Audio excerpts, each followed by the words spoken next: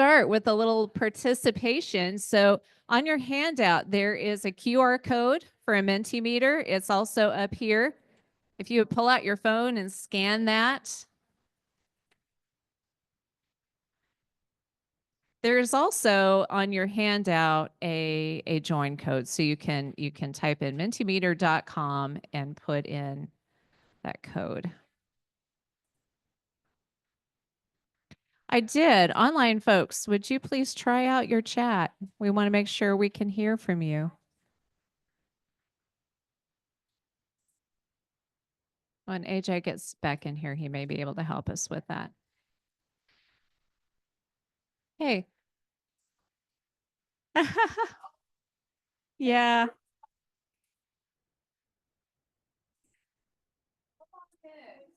Yes, move whatever you need to do. I don't know where that plastic thing came from. Yeah, go ahead and scan those. I launched the first question. Since we're talking about expanding options, which instructional options are currently available to the students in your program?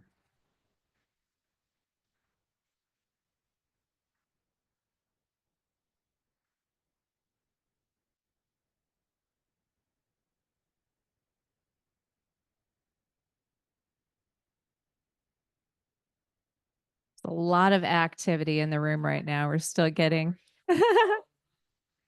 Yeah. Yeah, we're it happens online too. Okay, fantastic.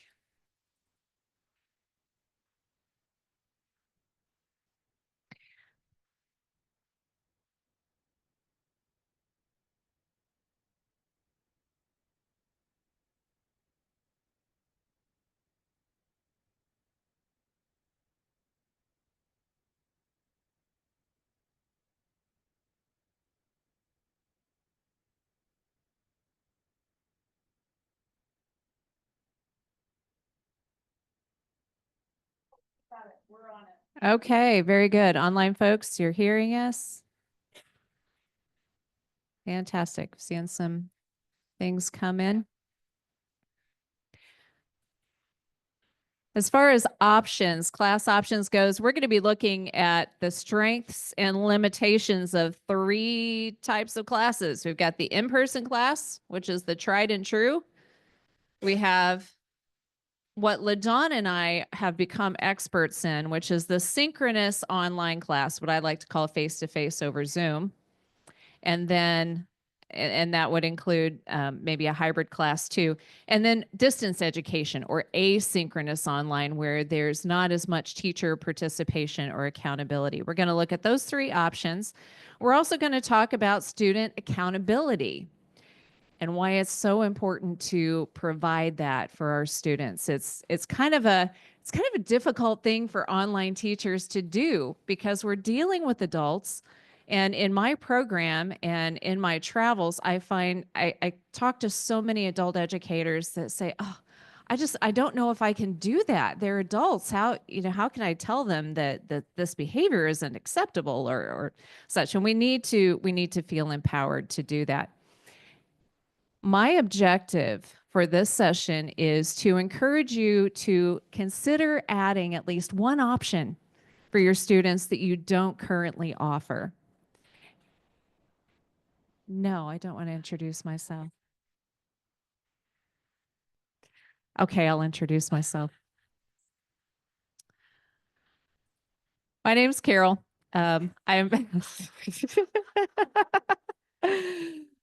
I work full-time for Essential Education now, and I still teach part-time.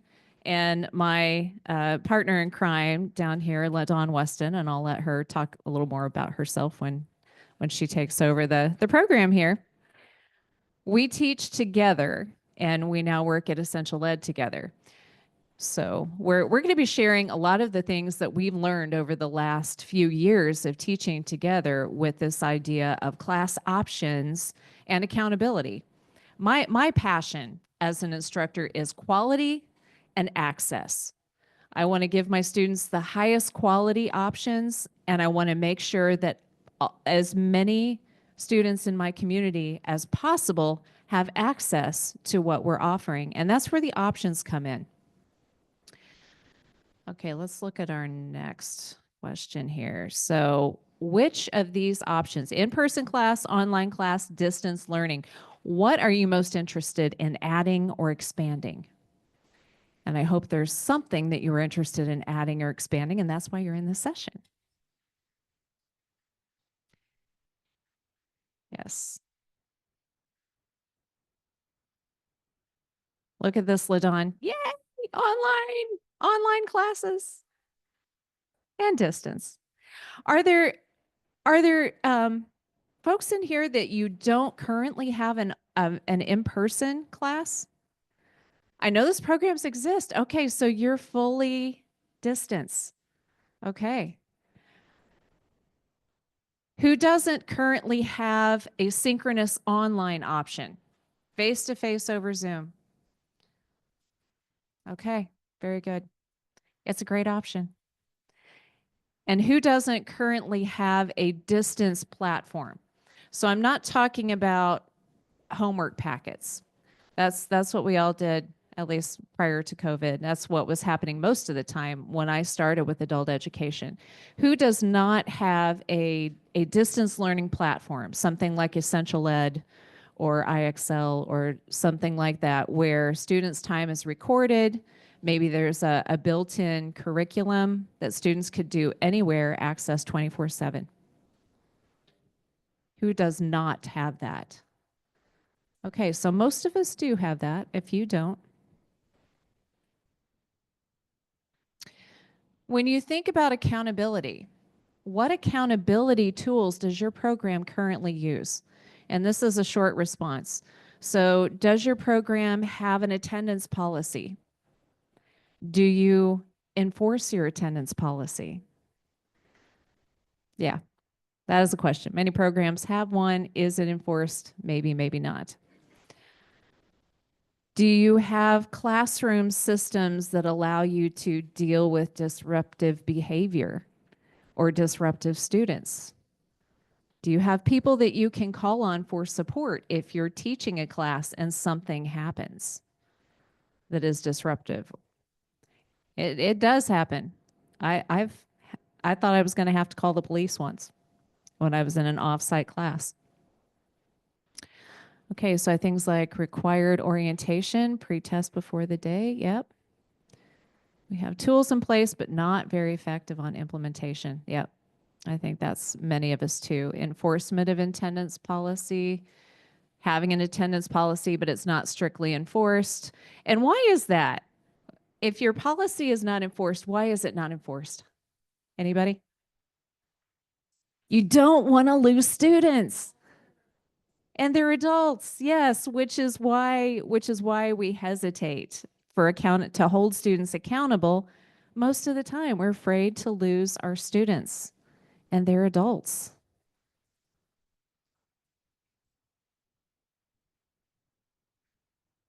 Okay. Yes. We understand why they have problems sometimes. They have obligations. They're not just messing around. Okay, very good.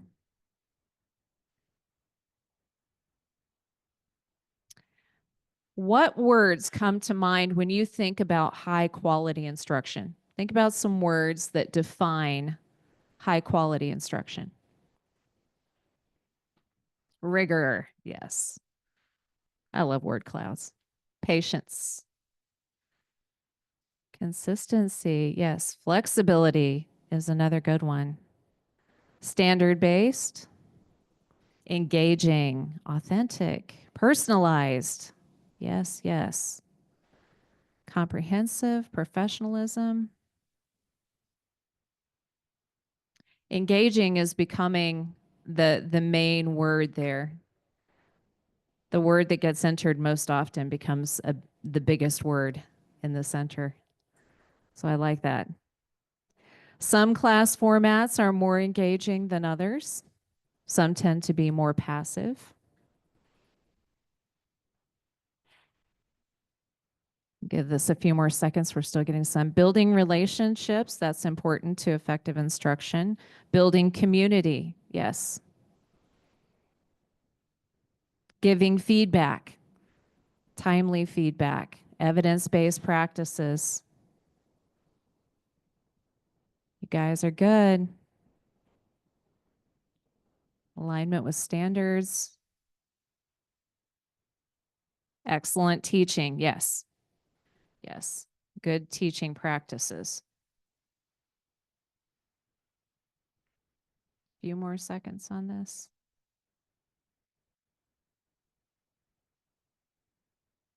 Application to real life. Yeah, that's a great one. Using quality resources. Respect, mutual respect. We need our students to respect us as educators, and we have to respect our students as well. We got anything in the chat? I hope everybody's okay. Yeah, hope so. All right, good. I'm going to stop sharing this and we'll switch over to.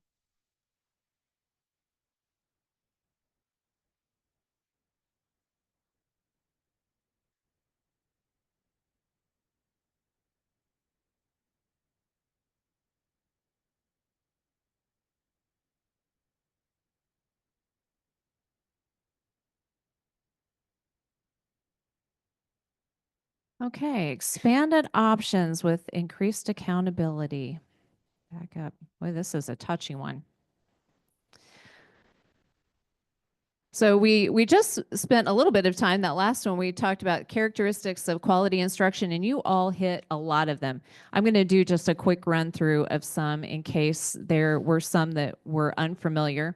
We're going to talk about 3 types of classes, their pros and cons, and why we really need a combination of options to best serve our students.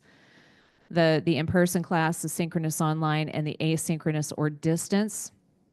And then LaDawn's going to talk a lot about accountability, why it's important to hold students accountable both for their academic and personal development, and give you some really practical strategies to help do that, because we all understand that it's difficult as adult instructors.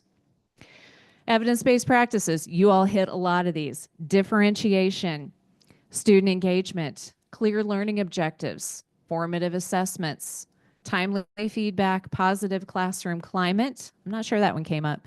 High expectations, and data-driven decision making. Let's just take a quick run through these.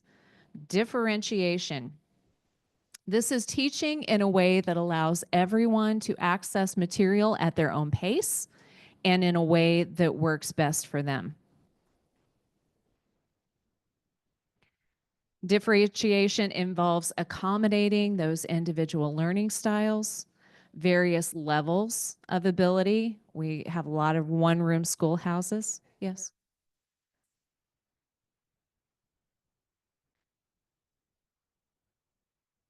You're not seeing the bullet points come up?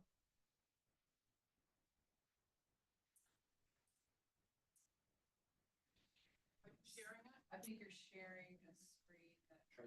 Try resharing. Yeah, try resharing just because you went from that app to.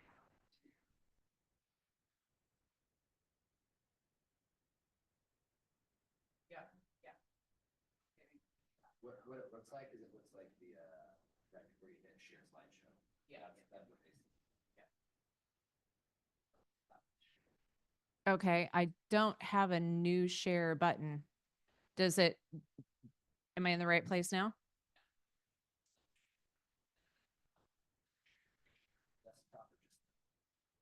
Just the window.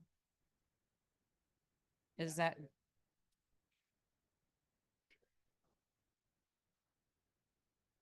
Okay, so do I need to go back to the full screen? Sorry, everybody. I don't know if I'd use that word. Okay, so is that, are we good now? Well, I'm seeing, but on mine, I'm seeing two. Yeah. Okay, help me, AJ.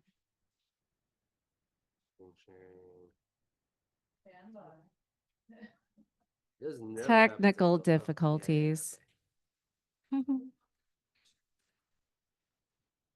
Yes.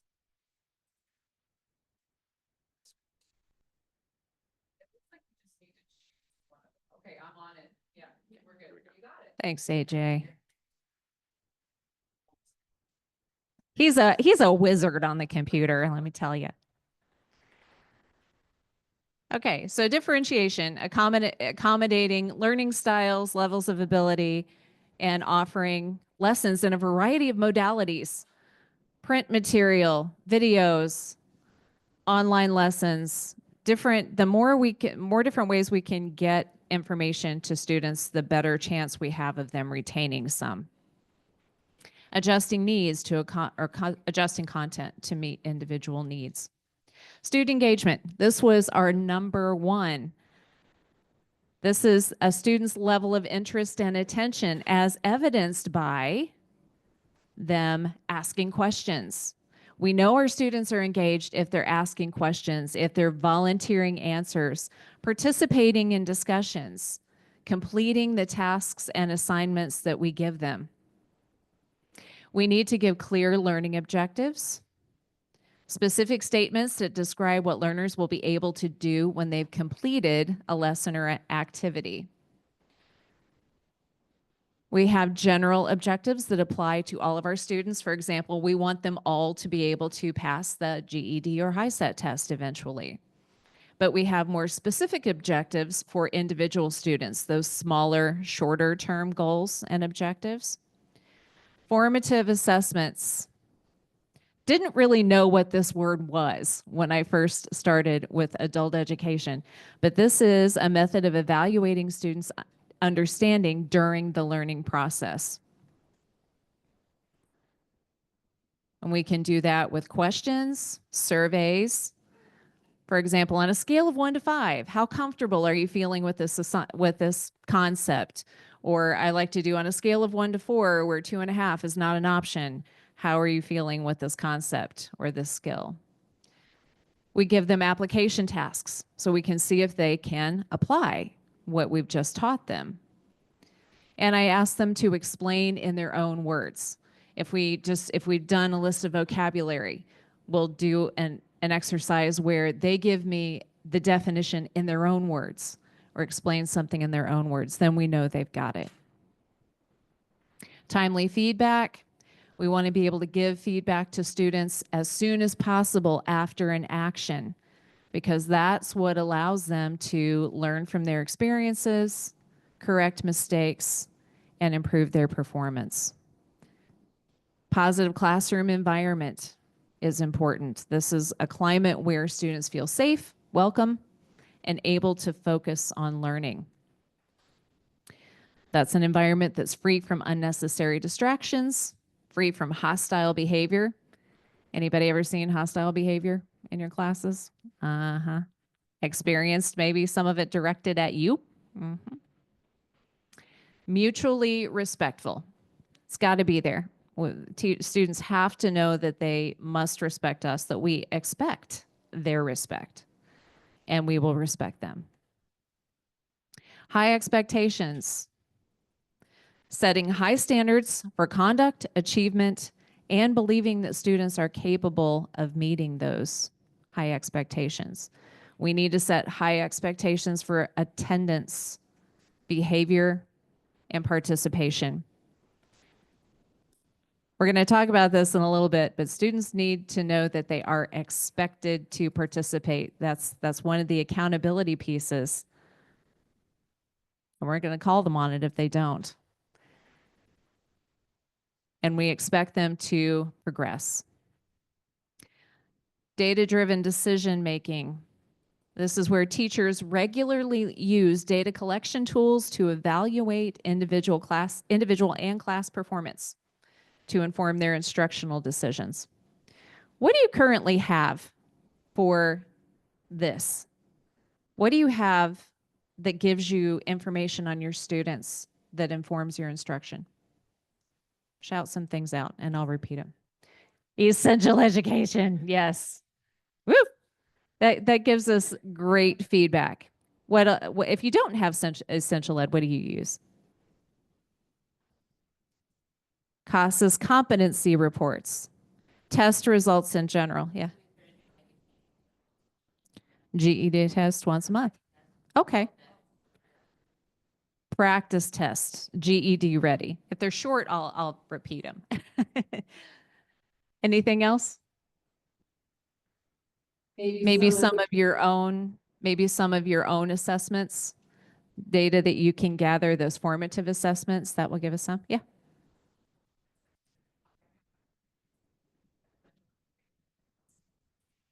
Okay. iPathways, Essential Education, and Aztec, all of those can give some student feedback that we can use. Okay, so we've hit most of them. Assessment results, analysis of skill mastery, that is paying attention to what our students know how to do, and error analysis, what are they most commonly missing? I had a very eye-opening experience during COVID when I was proctoring tests online where it was just one-on-one and I had to share my screen and I got to watch students take tests.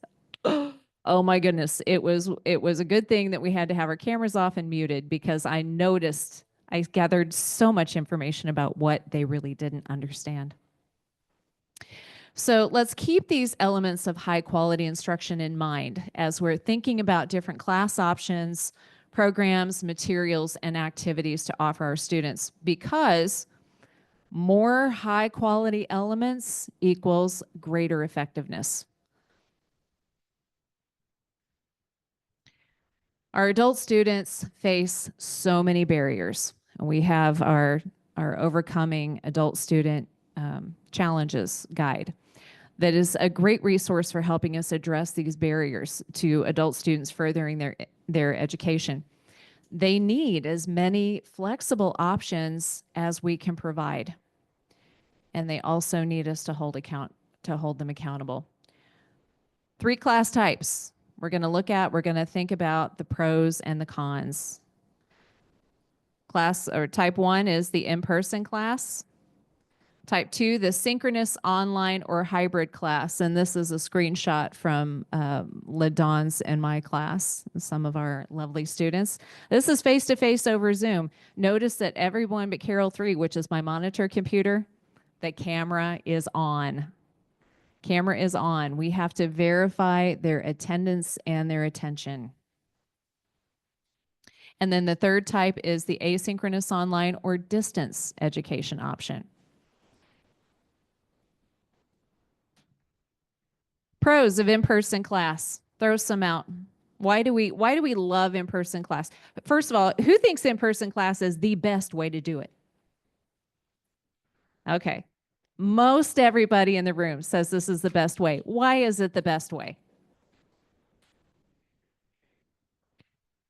Yes, easier to engage because they're in the room. We can look them in the eyeballs. Absolutely.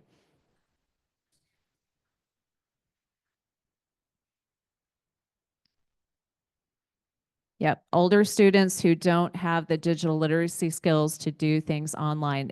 That's the option that they need. Yes.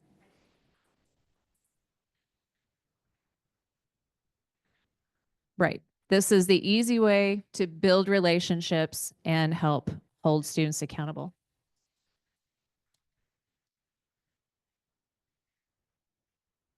Yes. Yes, being able to see the quizzical looks on the faces and know that we need to do something different. We've hit a lot of these in my list. The in-person class is the tried and true. It's what we're most familiar with. It's what students are most familiar with and what many honestly would prefer. Most teachers prefer it. It offers the highest level of interaction and the highest level of accountability. Yeah.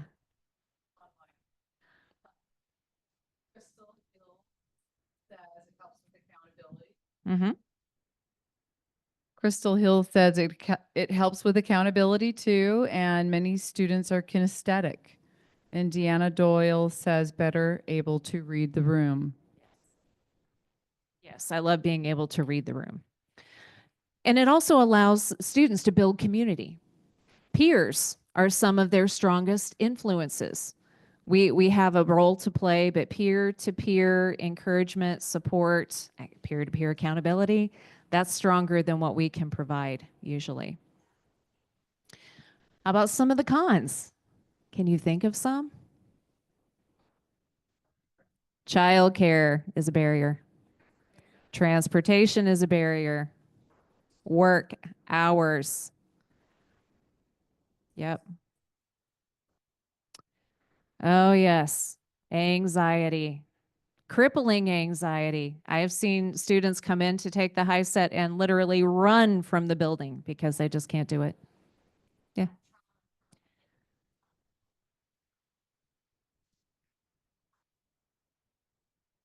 Yes.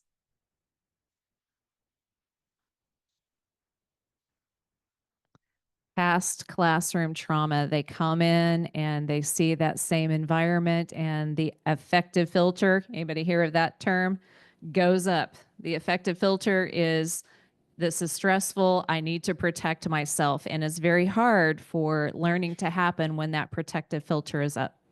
What do we see online? Nothing yet. Hygiene. They they have to get cleaned up. Yes. Substance abuse. Students walk into your room and everybody's getting contact high.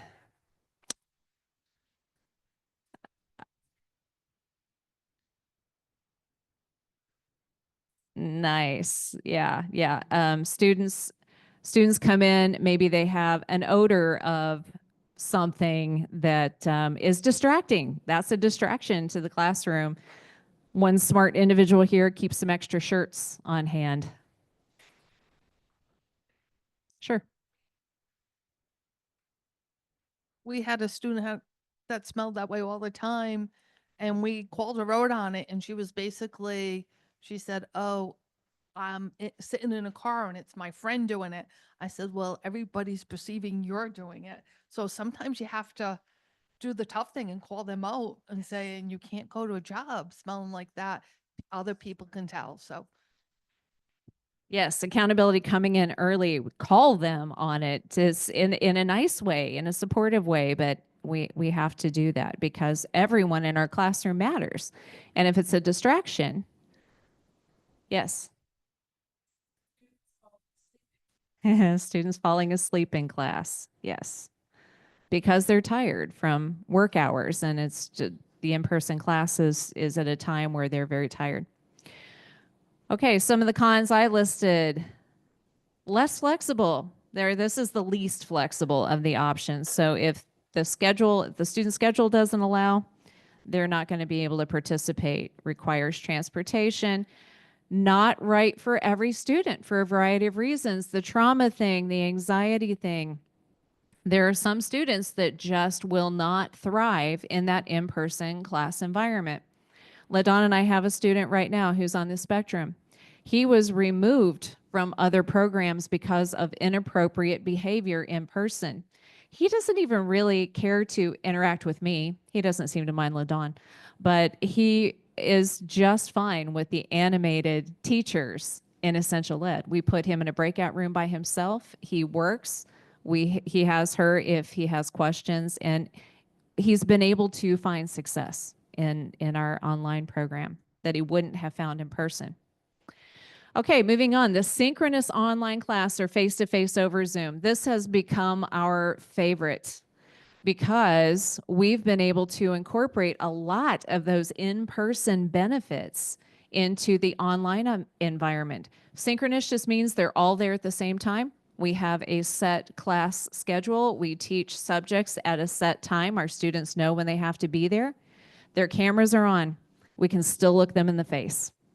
I can still kind of read the room when I'm teaching because I have my presentation computer. I also have a big monitor computer that I can slide the presentation screen over and I can see all their little faces. So I can see them going. And I can say, "Tom, I see that puzzled look on your face. Where did I lose you?" Synchronous online classes, they're more flexible, not entirely flexible. There's still a set time that they have to be there. They still have to be dressed. They have to be out of bed. They have to be upright. This style can be very interactive. We use all kinds of strategies and techniques to interact with our students, including chat and various other things, chat, polls. We can see them. We have a lot of discussion, just like we would if we were in person. It provides that needed accountability. They have to show up. It also allows them to build community because the cameras are on. They can see each other. They get to know each other's faces. They ask about each other. When we haven't seen somebody for a while, they'll say, hey, what happened to so and so? They'll sometimes trade information and they'll get together outside of class. So they are able to build community. We found that we can manage many more students in the online class environment than we could if we were in person.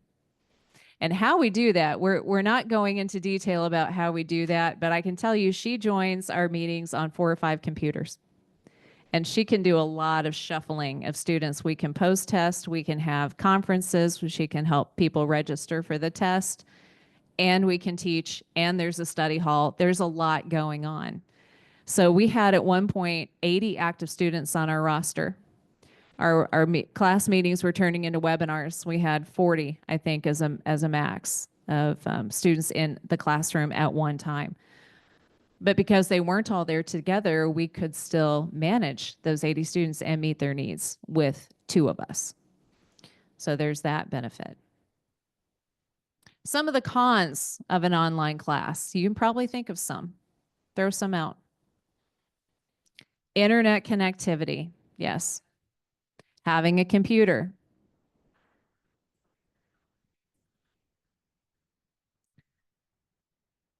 Yeah. Yeah, just availability of Wi-Fi in an older building or at home. Or at home. So this does require technology. There's tech skills to consider. There's technology, having a computer, because we don't allow our students to come to class on phones at all. Tablets, we'll see if it works. Most of the time it doesn't. So there's that. Can you think of others? How about the home environment?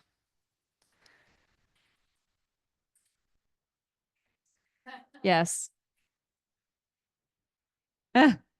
Yeah, there's definitely greater distraction potential. They live in busy, sometimes chaotic households. We've seen it all. We've seen it all. And I can only imagine how much more would be going on if we didn't require those cameras to be on.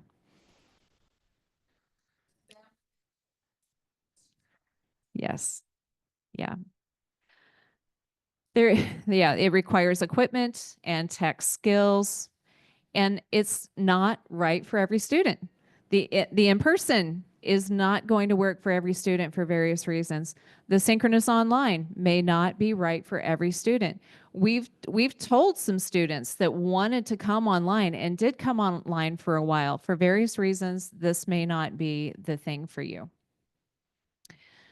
Asynchronous. Pros. This is everybody is off. They're online, but they're working by themselves. Minimal interaction with the teacher. Maybe they're completing things online and submitting them, or they're working with a curriculum platform like Essential Ed or one of the others that we've mentioned. Pros of that. This is the most flexible. This is available 24/7. The platforms like Essential Ed provide an individualized study plan. So even if they're coming to class, Essential Education can do the heavy lifting for us because we use that as far as individualized learning plans, meeting the student where they are. If their skills are a little bit behind maybe what I'm doing in the live lesson, they can work in Essential Ed to help them catch up. If they're a little beyond where I am in the life lesson, Essential Ed can help them move forward more quickly. It's self-paced. The students can move as fast as they feel they are able. Some cons. Give me some. They're not doing it. Why not? Yes, it requires self-discipline. They don't have the same level of accountability. Time management. Maybe they could do it at 3 o'clock in the morning, but when they come home from work at 3 o'clock in the morning, they're tired. They need to go to bed. Procrastination. Okay. Post testing is difficult in this. Yes, because they may have to come in to the building then to post test. Those are good ones. Yes. No opportunity to connect with a teacher or ask questions. Others, do we have anything online? Okay. Minimal accountability and support. No community. This is a big one. Students are working in isolation. Can it be done? Yes. It is done all the time. Not everybody can do it. It requires a lot of self-discipline. And because of that, it's not right for every student. Do we have anything to add? There's a fourth option from Crystal Hills. She says that she teaches a high flex class where she's at the school and teaching in person, and she is teaching online simultaneously. And I asked her if she had any help with that because we're here and wow, it takes two of us, even three. But she says no. I do not have a partner. However, I may join classes with another online instructor sometimes, and we tag team, but it's not all of the time. So kudos to Crystal Hills for taking that on and providing that option for her students. But there you go. There's another one. Yes, and that synchronous online option that can include a hybrid, something like what we're doing today, where we have roomers and Zoomers, and any other combination where there are things going on outside of class, and also a teacher in person that's available. Okay, so before we move on to the accountability part, the key takeaway here is we have many options available now and more options than we had before COVID. We're doing things now. We've learned to do things that we didn't do before. With the online courses, I found that many teachers who tried it during the COVID era decided to stop doing it and go back fully in person because they said it didn't work. They weren't getting the gains. They weren't getting the results. I submit to you there is a way to do it that you can get the same results as in person and possibly even better ones if the accountability piece is there. If the cameras are on, if we're incorporating as many of those in-person class features as we can. And if anybody's interested in that, LaDawn and I we present on that a lot, and we would be happy to talk to you in more detail about that. We presented on that virtually last year. So now we're gonna switch out, and LaDawn's gonna take over, and we're gonna talk about some accountability. While she's getting me set up, and I put this here, I'll just introduce myself. I'm LaDawn Weston, and I actually help Carol teach from Utah. That's how flexible we are. And we teach in Indiana. So in 2020, because of the pandemic, moved to Utah from Indiana to help take care of my in-laws. And I live in my in-laws' basement. So, yeah, so I'm still helping Carol with that online class from far, far away. And it works. And I can still be with our students. And then I travel back in June to participate in graduation. And it's like, I still know our students and I love it. I got into adult ed by accident. I just want to tell you, I'm no expert on adult ed. I came in by accident, like I said, in 2017. I was going back to school as an adult learner myself in my mid 40s after raising 5 kids. Well, they were in school, some of them were out, but wanted to be a social worker. And one of my good friends said, you should come over to the adult ed program and work with me. And I thought, okay, do we have an adult ed program in this town? What? And I caught the bug. And so I got my bachelor's, became a career coach, and started working with Carol, who was an HSE teacher at the time. And then COVID happened, and, you know, the rest is history, and started working with her. And it's um, just been a pleasure. And this is my first co-abe in person, and it's been so nice to sit in the room with all of you guys, and I feel really teary-eyed right now about that. Just to be in the presence of such passion and empathy for all of the people out in our world who just want a helping hand. And I found my passion for social work right in adult ed.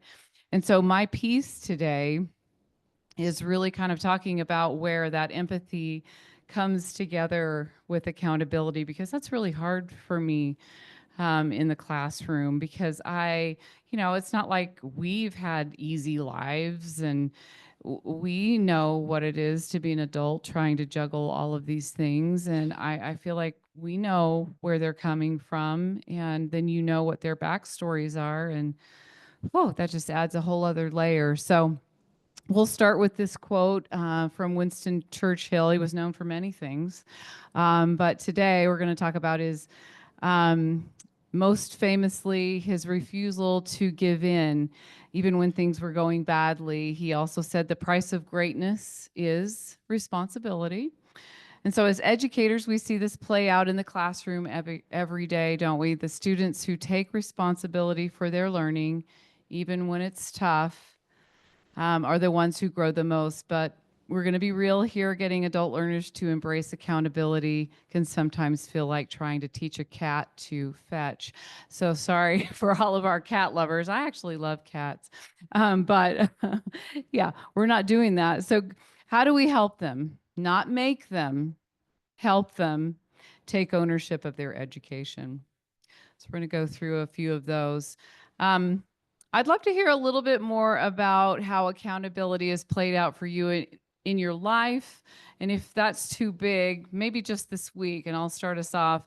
My coworker here, Yesenia, yesterday she said, "Are you getting up and going to exercise in the morning?" And I was in my mind going, I've already decided no, in my mind, that no, I will not be getting up, because I had the day before, because I don't know if you noticed in the meetup groups, I started a 5 a.m. club. What was I thinking? And I did go, and there were 4 of us there out of how many thousands here? Um, and so I decided I was not going to do that again. And then Yesenia said, "Are you going to be there?" And I said, "Of course I am. Yeah." And then 4:45 came around, and I got myself out of bed, went and spent a half hour with her. And we're new coworkers, and it was beautiful. I spent 30 minutes strengthening a relationship with her because of that accountability piece. And I walked away a better person, and a little bit of a stronger relationship with her. So, you guys, did I give you enough time to think about an accountability little nugget that you can share?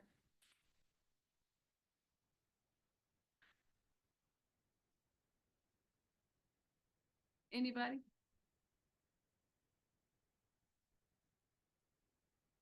This one's a little bit more for my life right now. I'm here in Dallas, but I've had a grandchild in the hospital at home.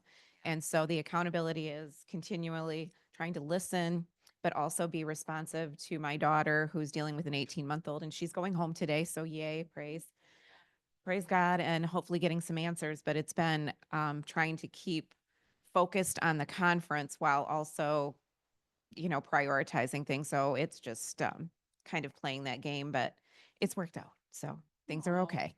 Oh, thank you for sharing. Anybody else? Yeah, right here. So we started a new class this week, and there's been some glitches as new classes things. So I'm trying to keep on my phone and watching and kind of going off and fixing them when I can.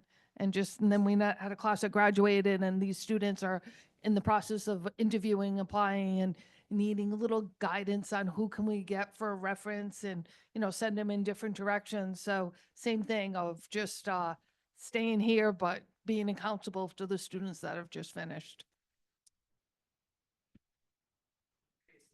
Use a study time report or an attendance chart or anything like that to keep your students accountable at those conversations?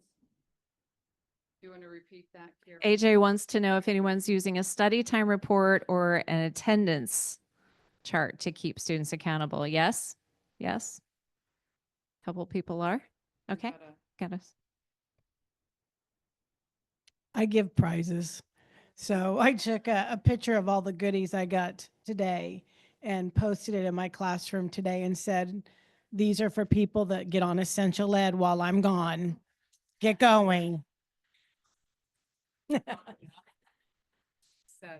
3 cheers for incentives. Bribery never hurt anybody. Thank you.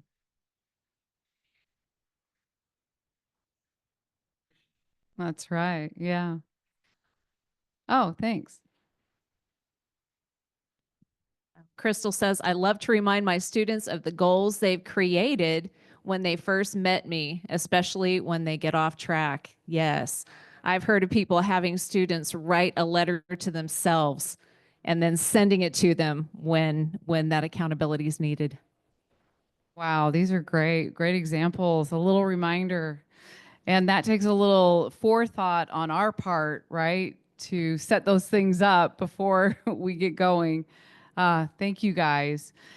So just to start us off, I just want to, Carol and I identified 3 accountability pieces just for the sake of our presentation. So we know that accountability is essential because it does drive what? Academic development, helping students prioritize their learning. That's why they're here. Think critically and engage actively. It also strengthens self-regulation. Equipping learner. Sorry. Yep. Thank you. I'm looking at. Oh, thank you. Equipping learners with the ability to manage their time, set goals, and persist through challenges. And most importantly, accountability has life-changing potential, transforming not just educational outcomes, but career paths and personal growth. And that's really why we're here. All right, so we're going to dive into this first one. So one of my great joys is partnering with adult learners on their journey. And most adult learners don't walk into the classroom thinking, I can't wait to take full responsibility for my learning today. Right. But at the same time, I really am not trying to make fun of them because they're just like me and I'm just like them. I know that they are motivated or they wouldn't be there.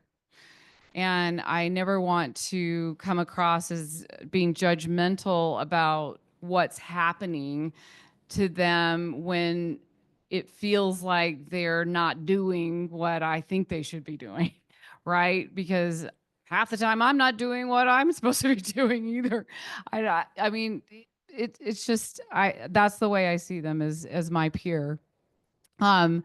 It's just that they're juggling work and family and life's unpredictable curveballs. We just had a student whose brother was arrested for murder last week. I'm like, what? This is the text I got. I can't be in class because I'm at my aunt's house and we're dealing with this family crisis. We just don't even yeah. So, I have empathy, great empathy for that. And that's not the time when I'm going to talk to her about getting on essential ed. So we're going to wait. Yes.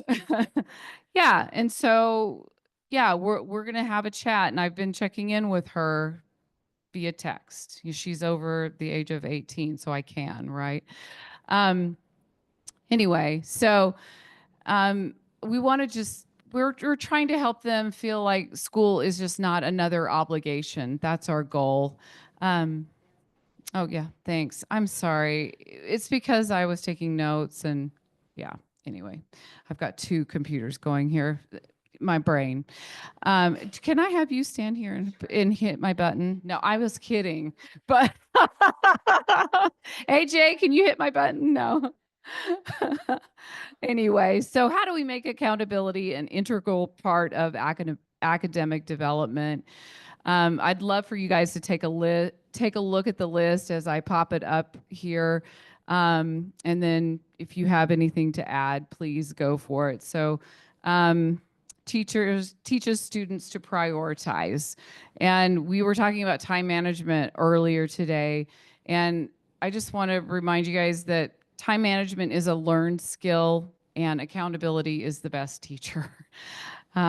Research tells us that those students who do practice and self-monitor are more effective and that will stay on track academically, and holding them accountable will help them prioritize their responsibilities and help them balance their school and the rest of life's choices.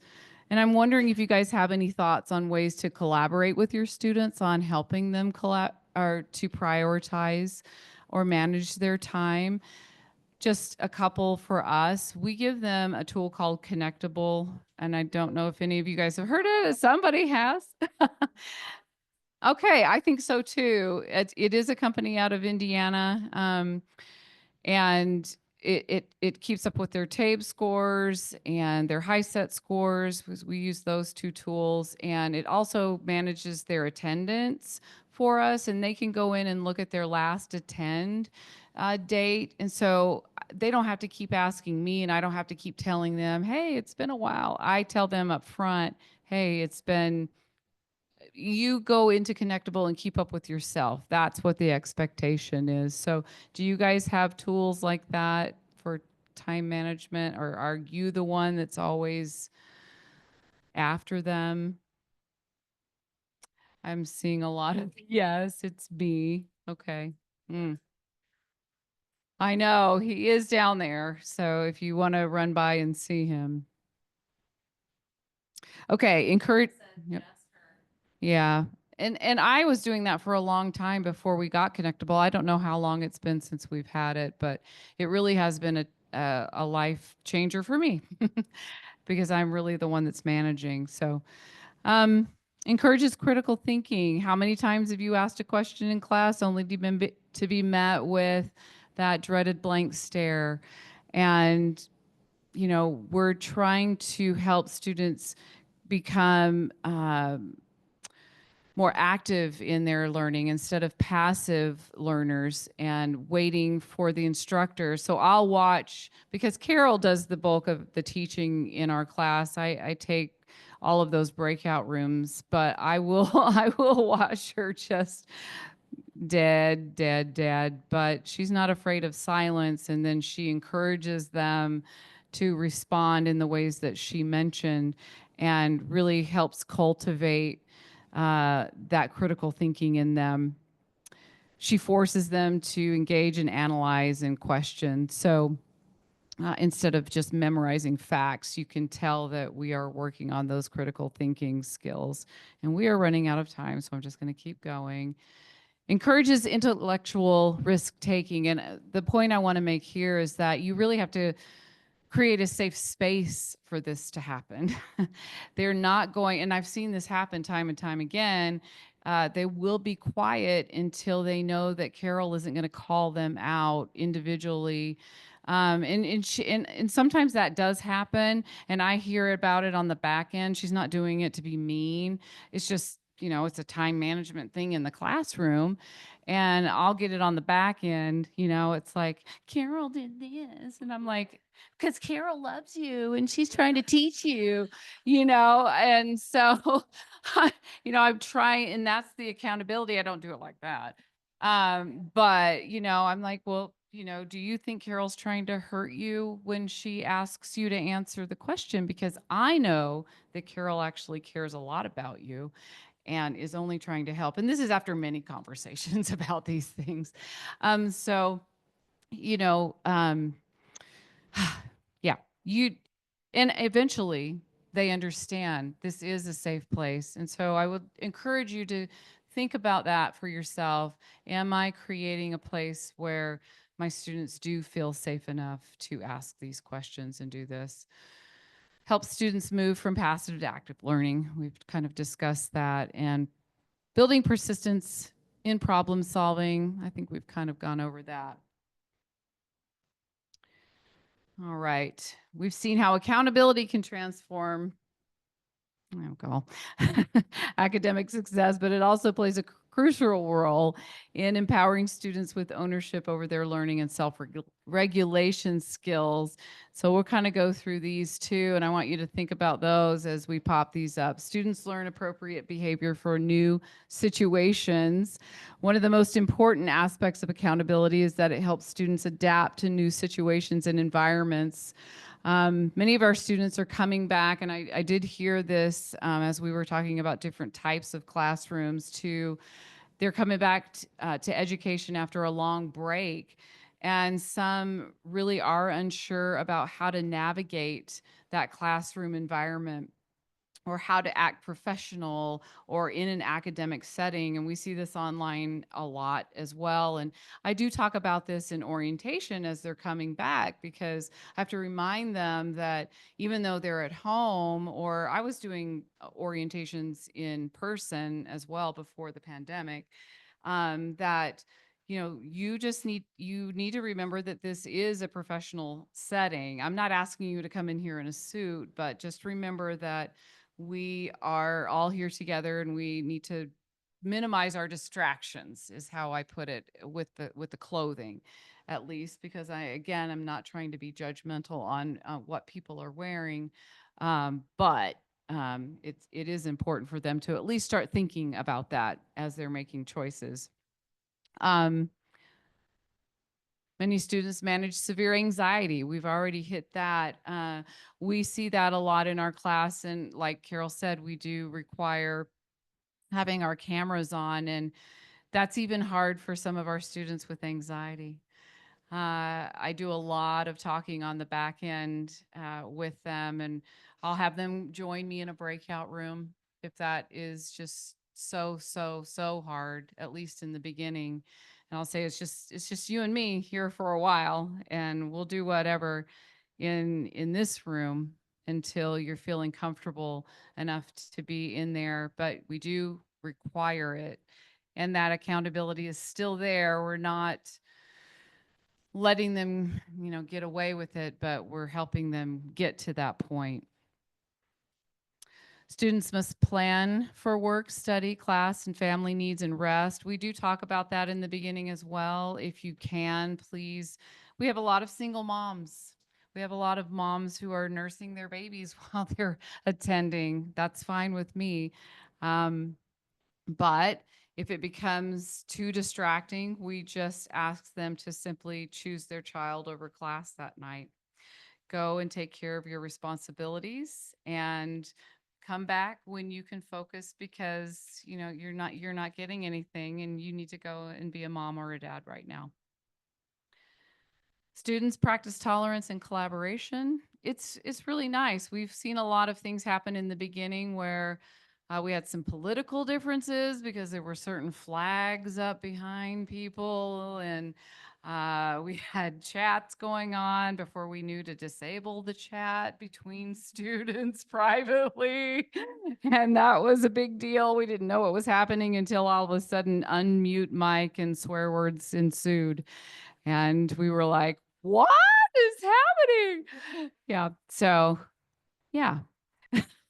They learn eventually. Okay. It can have a pot. This is the most important part here. I mean, really, we've talked about accountability and those other things, but this is really, it's way more than about increasing our NRS levels, right? It's about changing lives. And when students learn to take responsibility for their actions and decisions and learning, they're really they're really developing resilience and adaptability and the ability to navigate life's toughest challenges. And so here we are again. These are the things that we came up with, and I wish we could talk about it a little bit more. Just want to get through. I'm sorry. Loss can motivate change. And I want you guys to look at this. And if you really want to share, I just want you to raise your hand and I will stop. Loss can motivate change. And I do want Carol to interject here because she's got a great story about this. When I was in junior high, I was a singer. And we had an advanced level choir in my junior high. And if you were good enough in 7th grade, you got to join the advanced choir. I had the talent. I could read music. I was not a diligent student in junior high. I was making C's and D's. And my beloved choir director said, Carol, this breaks my heart. I can't put you in that advanced choir because your grades aren't there. You have to focus on your education. It was like a dagger to my heart. I was heartbroken, devastated. I was so mad at him that he would do that to me. I was so mad that I made the honor roll the next year. And the year after that, I made the higher honor roll. Him holding me accountable and having the love for me to say, you're not doing what you need to be doing to succeed, completely changed the trajectory of my academic life. So I owe him a lot for that. And we've had the benefit of seeing our students that we push, probably some of the ones who complain about Carol did this or Carol did that, end up on the platform at graduation talking about how being pushed was important to their success. So we get to see that come full circle. Thanks, Carol. And I think that leads into number 2, because as a teenager, I bet you did feel number 2, right? Did you say that? No, number 2. Oh, that one. Potty humor. Sorry. Okay, so we're going to talk about anger. Have you ever had a student who was just mad at the world? Yeah, especially if they've been court ordered to come to your class. I do see that quite a bit, and we've had, and I have. I haven't had a whole lot of success. Well, I try to build a relationship and I totally feel empathetic toward them. But a lot of the time, if they haven't decided that they want to be there, I find it really difficult to make a whole lot of progress because it hasn't been their decision and they are angry. But if I feel like if I had enough time with them that I could, but some of them get to leave before I can really make that progress. But here's the thing, anger, when directed in the right way, can be a powerful driver for change. And so, ever heard a student say, I'm going to prove everyone wrong? That's accountability in action. When students take ownership of their emotions and channel their frustration into determination, if you can somehow turn that around, they build resilience. Okay, behavior that works will continue even if it's wrong. This is one that Carol also had an experience with Kendall. Oh, I said her name, sorry. Not her last name. She was just a wonderful student. She was just a very highly intelligent on the spectrum. I don't know if that's the politically correct way to say it or the right way to say it. But she was autistic, but she was so intelligent and she wanted to write her essay a specific way, and she just thought the way that the high set wanted her to write it was just asinine. And we were like, okay, you write it the way you want. And she went in and did, and she didn't pass. She got a 1 point. And so we were like, okay, are we going to keep doing this? And she fought and fought and fought. And so that was just one example. It was just kind of an out of the box example of a behavior that she was going to continue. And Carol, you worked your magic and got her to change her mind. And I think she ended up with a 3 and came out. So yeah, good job.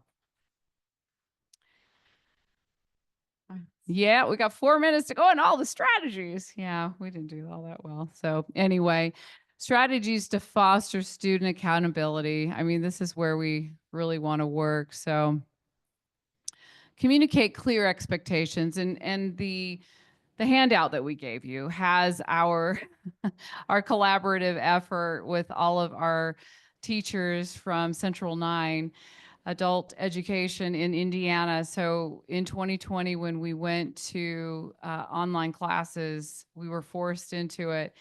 How long did we go, Carol? Maybe like 6 months. And we reconvened for a leadership meeting and we said, what are we going to do with this chaotic mess?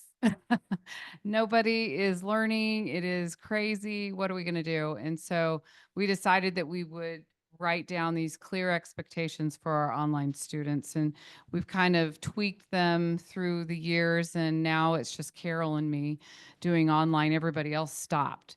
And I don't blame them. It is very challenging, and in person is effective, and they're doing their thing, and we are serving the students that cannot make it in there. And we love them for what they're doing, and they love us. But this is working for us, and we have cultivated a culture in our online class. And one of the reasons why is because we have communicated these clear expectations in the beginning. Challenging unproductive behavior is a challenge for me. I don't like confrontation at all. And so we've kind of got to, yep, we got 2 minutes. I'm the good cop and Carol's the bad cop. And so if you can get your good cop, bad cop team, it's a really good thing. Because yeah, and sometimes I can be a bad cop. Yeah, if I have to. Carol gives me a talking to and says, you got to. Okay, so and that happens when we refuse to allow disruption. And there are times when we just have to say, you cannot continue. We love you. And this is me. I love you, but you cannot do this. And we have had to remove students if necessary. And I would love to hear your stories because I bet you have them.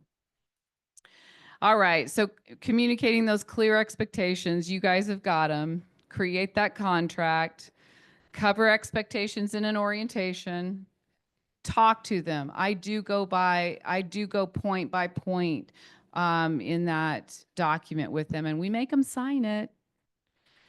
Address compliance issues quickly or it will spread. And so as soon as their cameras go off, just for an example, in our classroom, as soon as the camera goes off, if it's like over a minute, I will be, hello, where are you? And we have a little remedy for that. And so I chat with them about that. So they just don't do it anymore. Empathy. Empathy. It's over. Here we go. You guys can take a picture of it if you want. Challenge unprotective behavior with empathy. Just love them. Love them, but, hold them to it. And they know that you care. At least that's what I think. So anyway, you guys have been great. I appreciate you guys being here. Yeah, it'll be on the Hoova app, the Hoova app. You all can say no, I've been holding these guys for a really long time. I'd love to. An online class. Thank you for being here.